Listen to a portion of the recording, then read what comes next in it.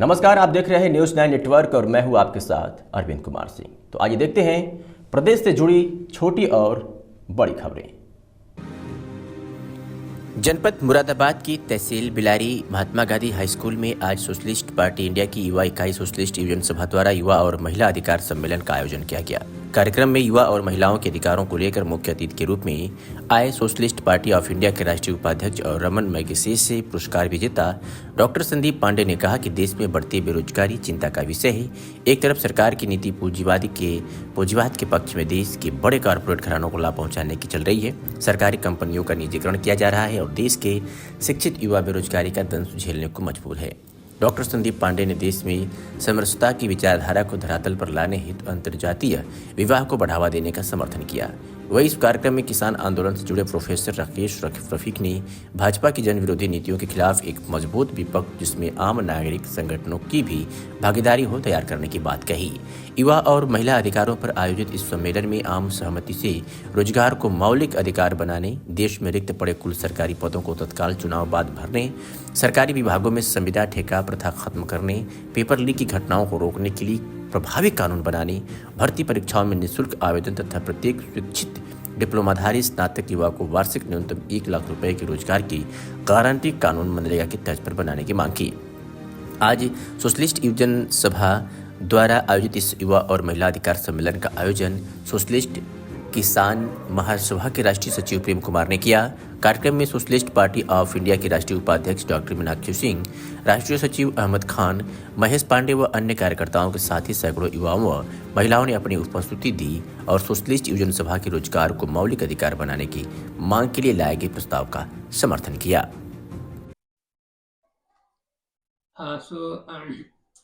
आज हमारे बीच है डॉक्टर संदीप पांडे, जो कि एक बेलारी में मुरादाबाद में इनका एक सोशलिस्ट युवजन सभा का एक आयोजन हुआ था।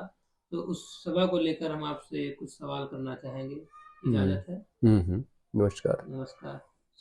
संदीप जी, आप ये बताइए कि आज की जो आपकी बैठक हुई, इस बैठक के क्या उद्देश्य थे और इस बैठक को लेकर आपके भविष्य को लेकर क्या प्लान है? देखिए, ये सोशलिस्ट पार्टी इंडिया 2011 में पुनर्जीवित की गई थी न्यायमूर्ति राजेंद्र सच्चर द्वारा, और इस पार्टी की जो युवा इकाई है जिसका नाम सोशलिस्ट युवजन सभा है, इधर कई वर्षों से उसके सम्मेलन नहीं हो पाए थे। तो उसका एक सम्मेलन आज रखा गया था बिलारी मुरादाबाद में, जो उत्तर प्रदेश स्तर का सम्मेलन था। और आज हमारी उत्तर प्रदेश की समिति का गठन हुआ है। संजू अंबेडकर नाम की महिला मुरादाबाद की, वो हमारी उत्तर प्रदेश की अध्यक्ष चुनी गई हैं। और इसके अलावा हरदोई, कानपुर देहात, लखनऊ आदि जिलों से लोग इस समिति में शामिल हैं। और राष्ट्रीय स्तर पे ओम द्विवेदी को ये जिम्मेदारी दी गई है कि वो सोशलिस्ट युवजन सभा के अध्यक्ष बन के, और मोहम्मद अहमद खान जो महासचिव हैं, वो मिल के एक राष्ट्रीय समिति का गठन करें और जल्दी ही राष्ट्रीय समिति की बैठक भी बुलाई जाए।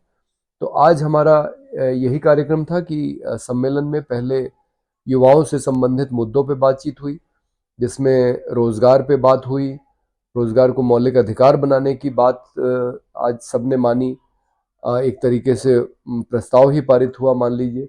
और दूसरा जो नौजवानों नवयुवतियों के मुद्दे हैं, निजता का अधिकार है कि हम क्या पहने, क्या खाएं, हम किसके साथ दोस्ती करें, ये जो अधिकार हैं जिसमें समाज या सरकार भी कई बार हस्तक्षेप करती है, इन अधिकारों को भी सुरक्षित रखने की बात है।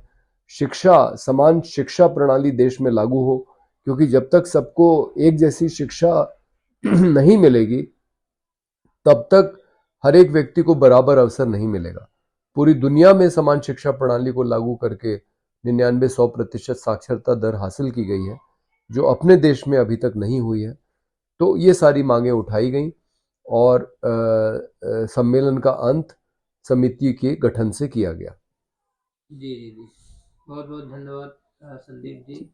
नमस्कार। गलत है ना भाई, आदमी पे तो आपको रोक लगाते नहीं कि आदमी कैसे कपड़े पहने, सारी रोक आप औरतों पे लगा देते हैं। तो ये जो निजता का अधिकार है, खास करके महिलाओं के लिए, कि क्या पहने, किसके साथ दोस्ती करें, किस विचार को माने, अपने परिवार से क्या स्वतंत्र विचार को मान सकती है। ये जो हमारे निजता के अधिकार है, इसको डॉक्टर लोहिया ने अपनी सप्त क्रांति में लिखा है। ये एक लोकतंत्र के अंदर सुरक्षित रहने चाहिए। तो सरकार को नहीं तय करना चाहिए कि लड़की क्या करे, ये उसको खुद तय करने का अधिकार है। और जो बात मीनाक्षी जी ने आखिरी में कही, वो मेरे भी दिमाग में उस समय आ रहा था जब वो बात फादर एडविन की हो रही थी कि हमारी पार्टी की जो मूल इकाई है, सबसे निचली इकाई, वो जब 20 सदस्य किसी गांव में बनेंगे तब एक इकाई बनेगी गांव में। तो हम उसी इकाई को उस ग्राम स्वराज की इकाई के रूप में भी हम उसका इस्तेमाल कर सकते हैं कि वो गांव की जो भी समस्याएं हैं उनको हल करने में वो मदद करें, स्थानीय स्तर की जो भी समस्याएं हैं, और उसी तरह से एक ढांचा खड़ा हो नीचे से लेकर ऊपर तक। तो ये भी हम लोग कोशिश करेंगे जितना हो सकेगा। और कुल मिला के जो इस समय जो एक राजनीतिक शून्यता आ गई है, जिसमें कि वोट खरीदे जा रहे हैं, जिसमें कि लोग भावनाओं में बह के वोट दे रहे हैं, तो सोशलिस्ट पार्टी एक ऐसी पार्टी है जो ये चाहती है कि हर एक आदमी औरत अपने दिमाग से वोट दे, सोच के कि कौन सही है उसको वोट दे। ये हमारा प्रयास है। तो ये काम लोकतंत्र में बहुत जरूरी है। हमारे एक बड़े नेता जयप्रकाश नारायण से किसी ने पूछा कि नेहरू जी तो आपको सरकार में मंत्री बना सकते थे, आप मंत्री क्यों नहीं बने? तो उन्होंने यही कहा कि अगर मैं मंत्री बन जाता तो गांधी का काम कौन करता? तो गांधी का कौन सा काम? यही काम कि इस देश के हर एक नागरिक में लोकतांत्रिक चेतना को जगाने का जो काम है वो हमारी पार्टी कर रही है। और हम चाहते हैं कि हर एक व्यक्ति, हर एक आदमी, औरत, और इसके अलावा अच्छा इसमें भी जरा थोड़ा सा ध्यान दें, एक ऐसा समुदाय है जिसके बारे में उम्मीदवार तो लोग खड़े कर देते हैं हिजड़ों को, लेकिन उनके अधिकारों की बात नहीं करते। तो जो आदमी औरत से अलग जो एक पूरा समुदाय अब देश के अंदर खड़ा हो रहा है, जिसमें हिजड़े भी हैं, ऐसी कई लड़कियां होती हैं जिनको लगता है कि हम अंदर से लड़का हैं, कई लड़के होते हैं जिनको लगता है कि हम अंदर से लड़की हैं।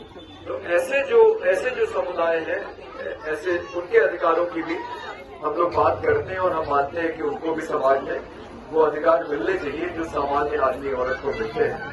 तो इन सब बातों को लेकर हम काम कर रहे हैं, और हमें खुशी होगी जो लोग पार्टी के साथ जुड़ेंगे, उसकी विभिन्न संगठनों के साथ जुड़ेंगे। आज तमाम जो उम्र के लोग यहाँ पे मौजूद हैं, बच्चों से लेकर बूढ़े तक,